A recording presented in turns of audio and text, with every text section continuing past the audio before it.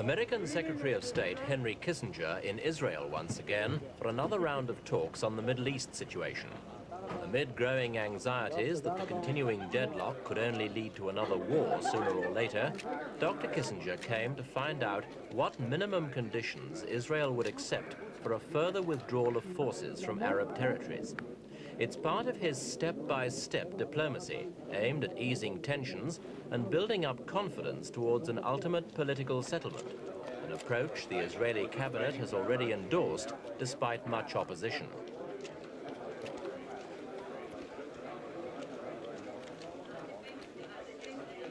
The best hopes for some immediate progress seem to lie here, in the desert sands of Sinai.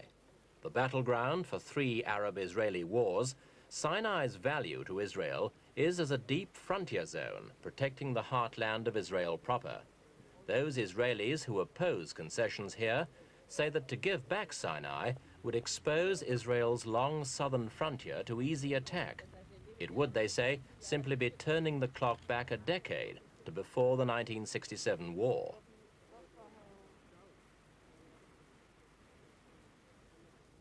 This has been the situation in Sinai for the past year. The Egyptian army controls both banks of the Suez Canal, separated from Israel's forces by a narrow neutral zone policed by the United Nations.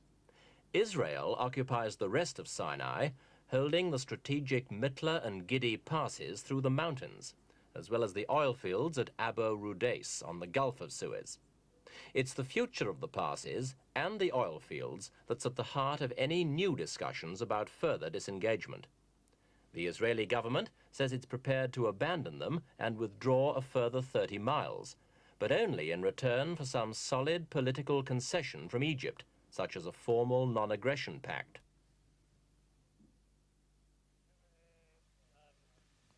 On the ground, last year's disengagement agreements worked perfectly. There have been a few arguments about arms movements on either side of the buffer zone, but in the main, the UN troops have had a pretty boring time. This effigy guarding a roadblock was made by Indonesian soldiers to while away the long, uneventful hours.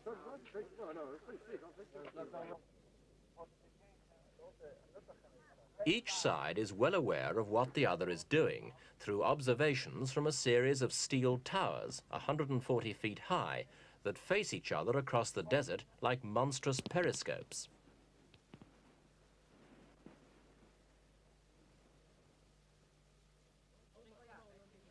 The roads which Israel poured supplies down during the Yom Kippur War are quiet. Although the Egyptians are only 5 miles away, the atmosphere is relaxed, almost informal.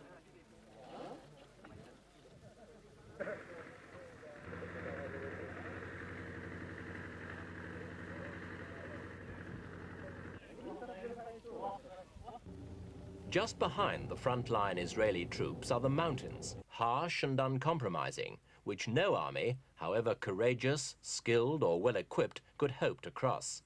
And through the hills run the Mitla and Giddi passes, since biblical times, the classic invasion routes into the peninsula. The passes are the key to Israel's defensive system, natural bottlenecks where a battalion could hold off and even demolish a division.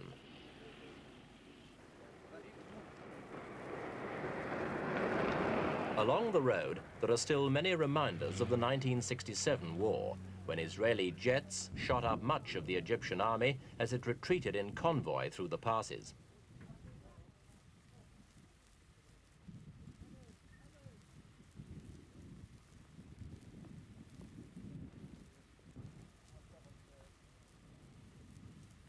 The Israeli Army Command here make no secret of their desire to keep the passes. As one officer explained, they're not just the best defense for Israel, but also for Egypt.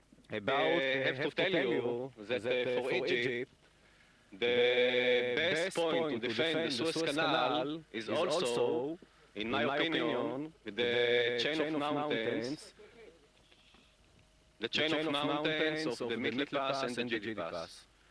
And therefore, I know that now there are discussions that I am not involved in about between Israel, United States, Russia, Egypt, I don't know who else. And therefore, I guess that every side need and will stand on this point to have this chain of mountains, the Giddi Pass and the Mitla Pass.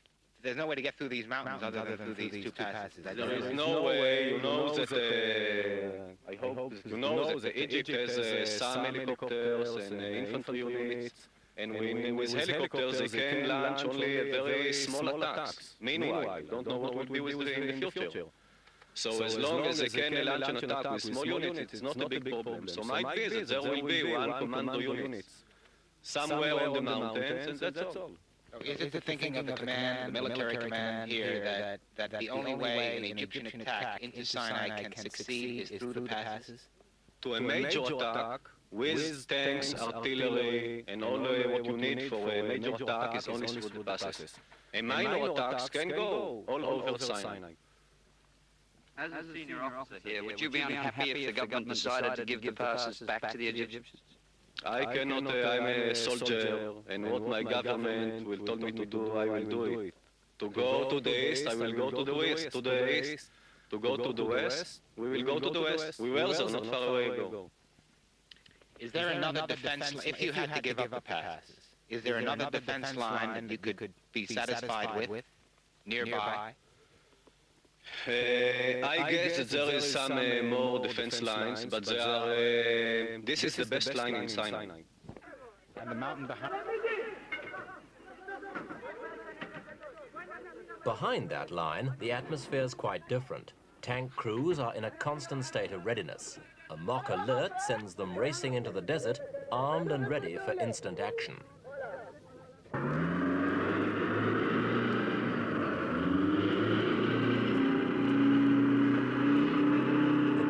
Behind the passes are some of the best tank-fighting country in the world, and in nearly 8 years' occupation of them, Israel's plowed hundreds of millions of dollars into backup services, from new hard-top roads to fuel dumps and ammunition depots.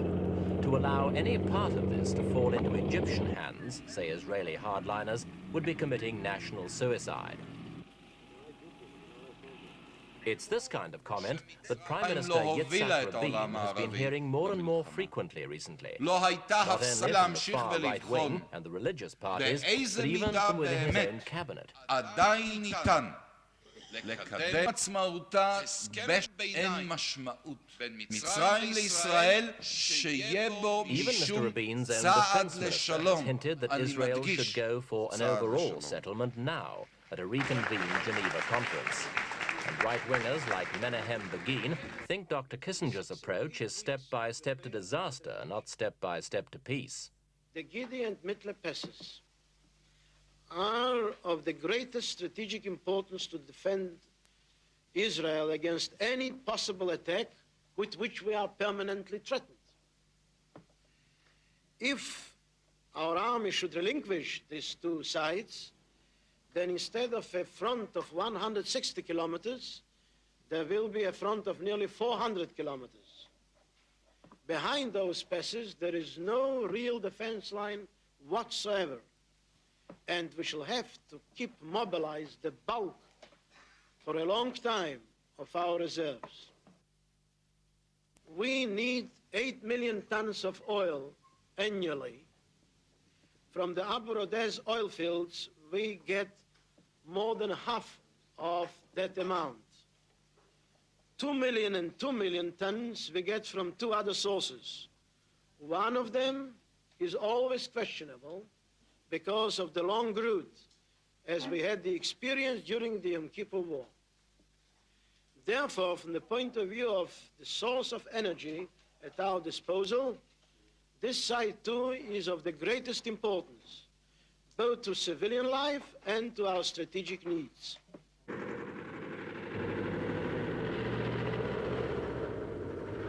If the Israelis do pull back, settlements like this one will be in the new front line. This is Yamit in northeast Sinai, a new Israeli town in the making on land taken from Egypt in 1967, and which Israel clearly doesn't intend to give back. Nearly 3,000 settlers will be living here by the end of the year. It may not look much now. There's only one makeshift cafe to serve the construction crew, but plans exist to turn Yamit into Israel's third deep-sea port, with possibly its own international airport.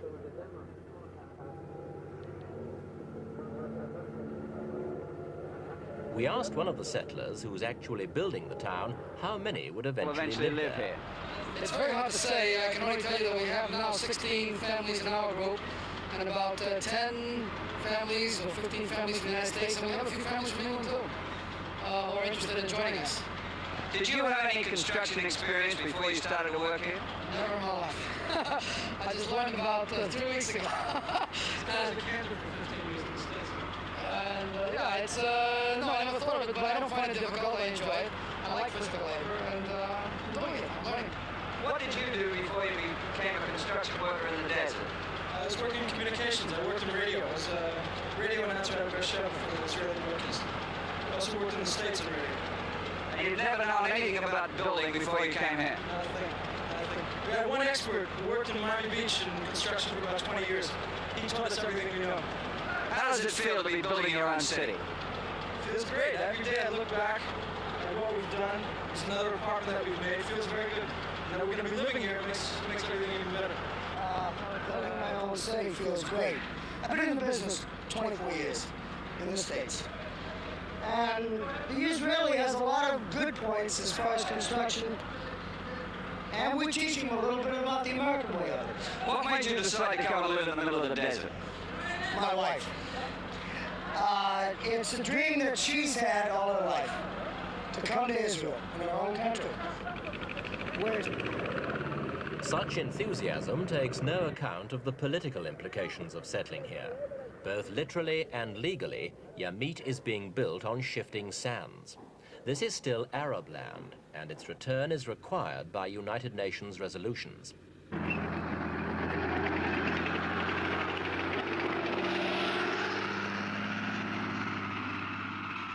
Whatever pressures are exerted on Israel by either friends or foes, Mr. Rabin has served notice that he will not be rushed into making concessions. He's already pointed out that Israel today has 50% more tanks, 20% more aircraft, and 80% more cannon than at the beginning of the last war. And as the constantly churning sands of Sinai show, all of it is ready for action.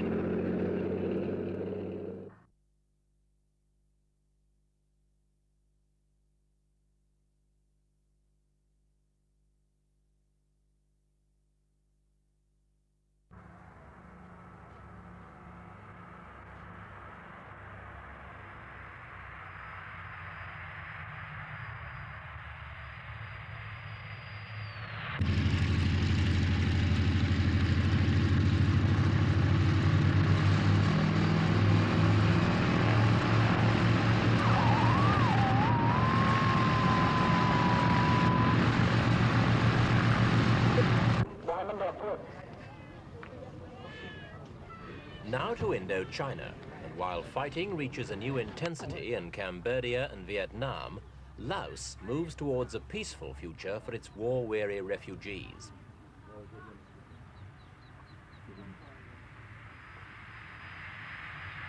One aircraft in Laos that isn't on a military mission. This flight in January was the first of a series